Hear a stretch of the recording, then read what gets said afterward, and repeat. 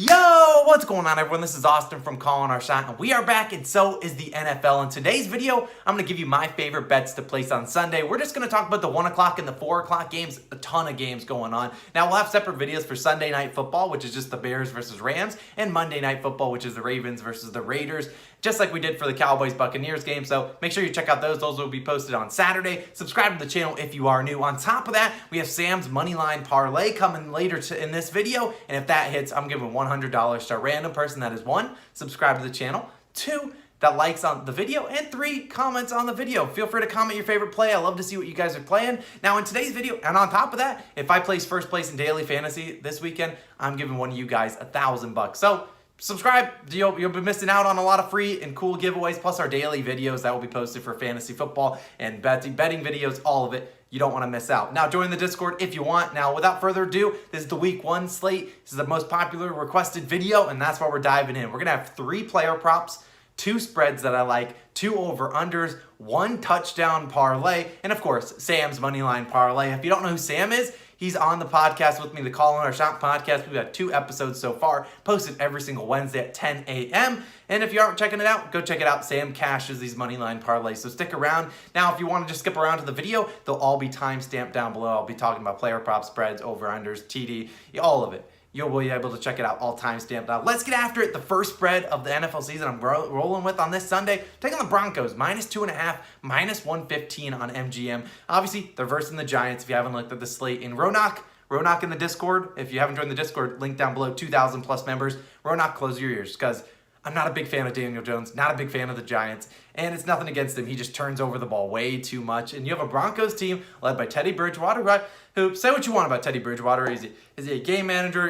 He's the cover king. He covers like no other, and that is what we're asking him to do today. The Broncos are on the road, but you got to look at it. This Broncos team has one of the best defenses in the NFL. Daniel Jones will be running for his life behind that bad offensive line. They still have an injured Saquon Barkley. Remains to be seen how active and healthy he will be in week 1. I think he'll be more on like a pitch count. And then they obviously got Kenny Golladay, their high-priced free agent. Yeah, well, he's injured, and he's been injured all of preseason, so I'm not too sold on it. I love the Broncos defense. They spent a lot of money on their corners, and they also drafted Pat Surtain II.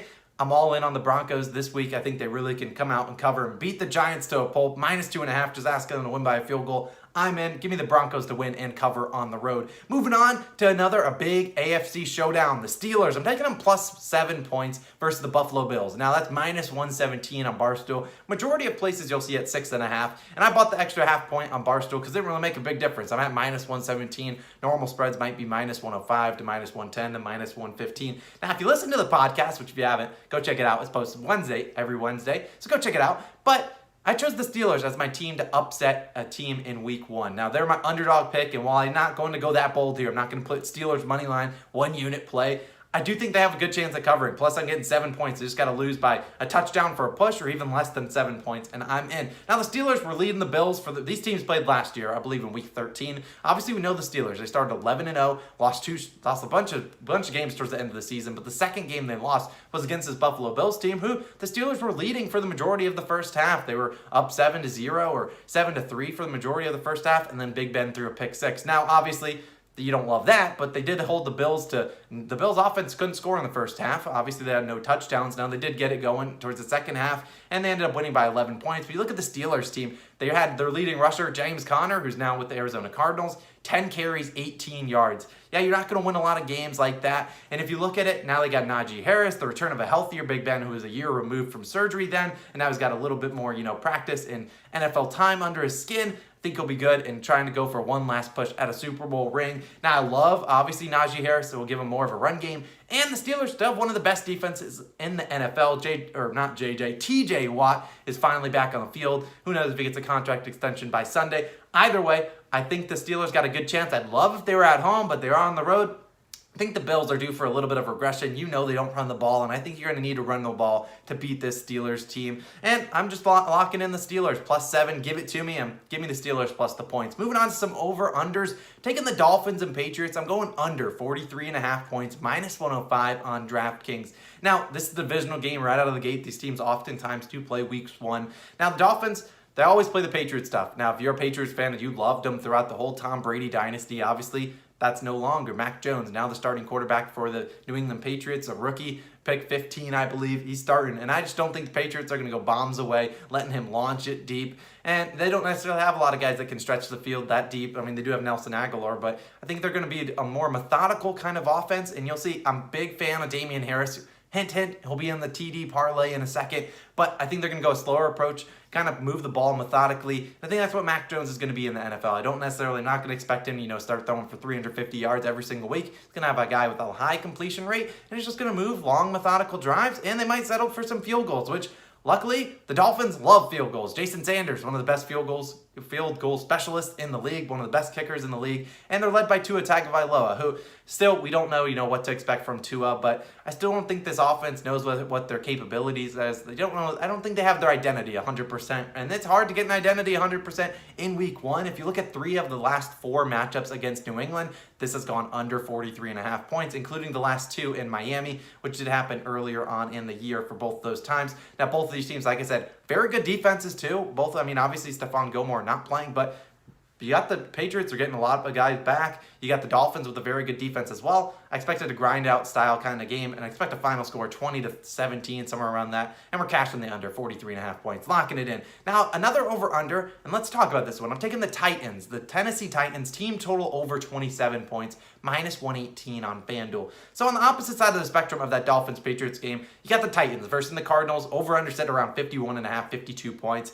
And I was going to go with the over just as a whole, the whole over in the full game. And then I started to do some research. I saw the Titans very good at cashing the over last year. 12-4-1, cashed it 75% of the time. I was like, all right, I knew that. The Titans are a very good offensive team, score a lot of points, and their defense wasn't all that good. But then I looked at the Arizona Cardinals on the road, and they never cashed an over. Yes, 0-8 on cashing the over on the road.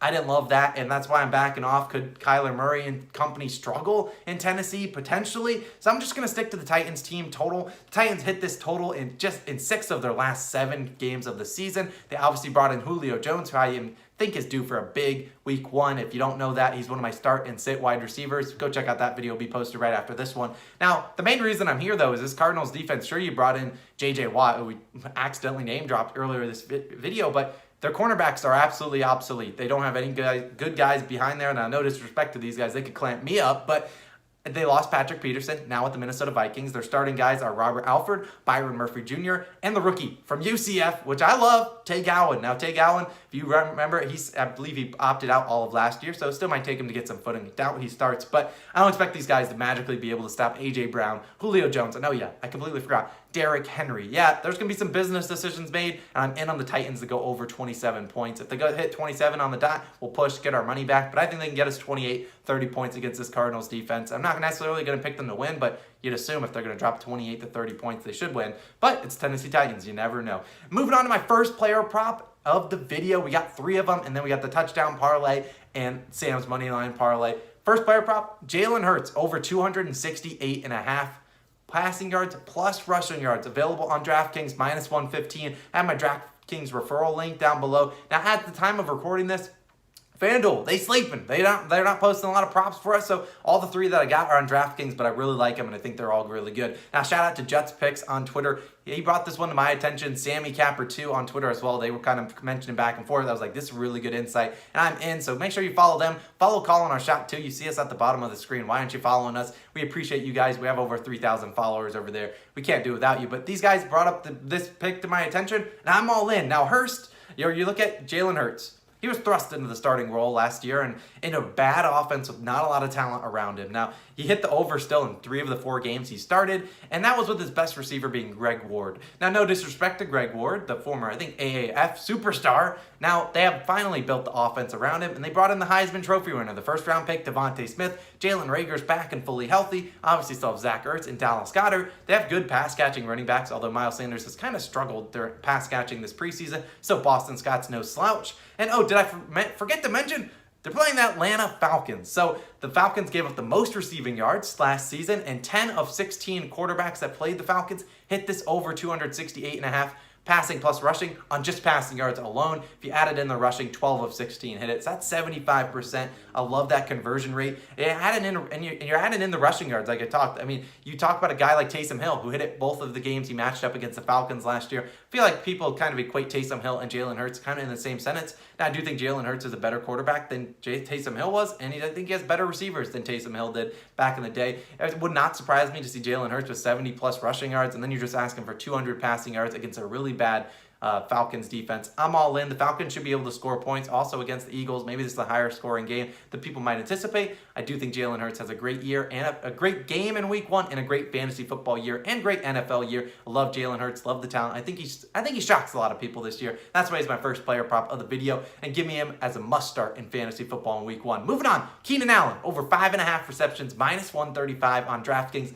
A little bit juiced. This line was like minus 110, and you'll see that. That's where the videos are coming out every Thursday. I'm going to have my NFL Best Bets video, so make sure you come back every single Thursday, and I'll have it. But this line's changed like crazy in the NFL. Now, this line changed a large in part due to Austin Eckler being announced with an injury. Now, that you don't love to see. He does have a hamstring injury. It remains to be seen what his injury status will be like. He sat out Wednesday's practice, so we'll see what he looks like come Sunday. But this is a guy in Eckler who has had injury history, and as an Eckler fantasy owner, I really hope he is out there, but I got to give a quick shout out to DFS Prop Bum because he brought this one to my attention and we were collaborating on it, and I really like it. Minus 135, like I said. Now, Keenan Allen, target monster. He had 10 double-digit targets in 10 of 12 games with Herbert last year. They only played in 12 games because he sat out or was injured really early in some of the other ones. Now, Keenan Allen in those 12 games had 6+ receptions in 8 of them, and the other games he obviously didn't finish it. Now, I understand tough matchup against the Washington football team. Keenan Allen, one of the best route runners in the NFL, and it's not like this guy's running deep routes. He's not necessarily going deep trying to take the top off the defense.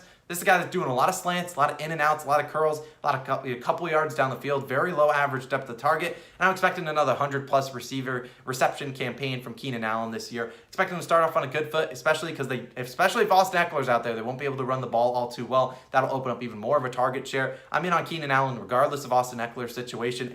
I would not be surprised if Eckler's injury becomes worse, or if this line even, regardless of Eckler, switches like minus 160 or even goes up to 6.5. Give me the over, and I'm going to lay a little bit of juice, but I'm in.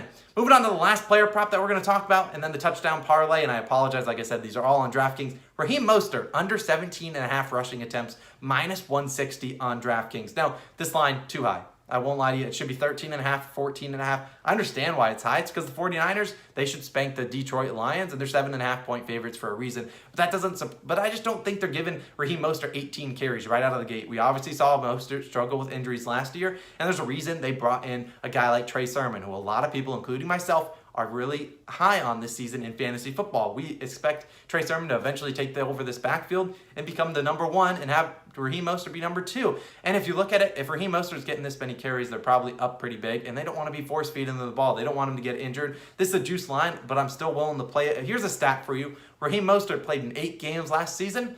He carried the ball, and he hit this over 0 times. Yes, he didn't hit the over in any of those games. He had a couple games with 14, and then one game each with 15, 16, and 17, but he needs 18, and he did not get that. Now, I have to go all the way back to the time they played against the Packers, which I remember that game vividly, where you saw Mostert go absolutely crazy. He went off, 29 carries, 220 yards. If he wants to go out there and do that, so be it. That was an anomaly, and that was a playoff game. You're not concerned about injuries. You're just concerned about getting the win. Now, before that, which was in 2020, you have to go back to all the way to December 1st, 2019, where he had 19 carries, just squeaking over the over. And all things considered, Mostert has played in 16 games since December 2019. Now, you're like, why are you choosing December 2019? Well, because earlier on in that season, he didn't play a lot of games. So I'm not going to give you a game that he played like he carried the ball 2 or 3 times because he wasn't the feature back. Now he is the feature back, but he's still not getting 18+ carries. Give me the under. I expect the 49ers to do what they do, spread the ball around, give it, they had a lot of dump offs to Deebo Samuel, pitch routes, all this stuff. Gavi got Trey Sermon. They got a lot of backs back there, and I expect Raheem Mostert to go under 17.5 rushing attempts, minus 160. I'm in. Moving on to touchdown parlay time. We're going to cruise through. We're going to keep this short and simple. The 3 guys I'm going all happen to be 4 o'clock games. Damian Harris, Aaron Jones, and Antonio Gibson, anytime touchdown, plus 633. All 3 lead rushers on their team. Damian Harris would not surprise me if he's the leading. He has the most rushing touchdowns in the NFL. Obviously, Cam Newton gone. He's going to be the lead rusher. And Ramondre Stevenson, who I was high on in the preseason, did dislocate his thumb this week in practice, so maybe he's not active or maybe he's just in a limited role in week 1. Damian Harris should get a lot of touches, and I think he'll have a good chance to fall into the end zone against the Dolphins. Aaron Jones and Antonio Gibson, obviously touchdown fiends. They had a lot of touchdowns last year. Aaron Jones, always a culprit for touchdowns. Wouldn't surprise me if he gets in the end zone another 10, 12, 15 times this season. Every single touchdown can't go to Devontae Adams. And Antonio Gibson, he's great at finding pay dirt in his rookie season. Didn't play a lot of snaps. I think he's going to have a lot of opportunities this season. I think he falls into the end zone against the Chargers front 7. Now, that's my week 1 touchdown parlay. Finally, Sam's MoneyLine parlay. If this cashes, we're giving $100 to a random person. Subscribe to the channel, likes, and comments on the video.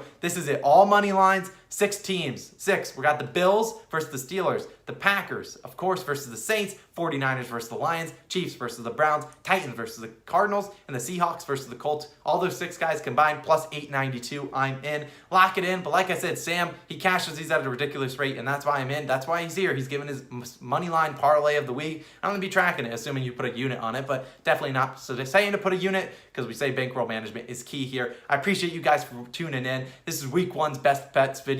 It's a long one, but all of them are going to be pretty long. I hope they're useful. Obviously, they'll all be timestamped down below, so make sure you're checking it out. This has been Austin. I'll catch you guys again in some more videos, and I'll see you guys next week. Peace out.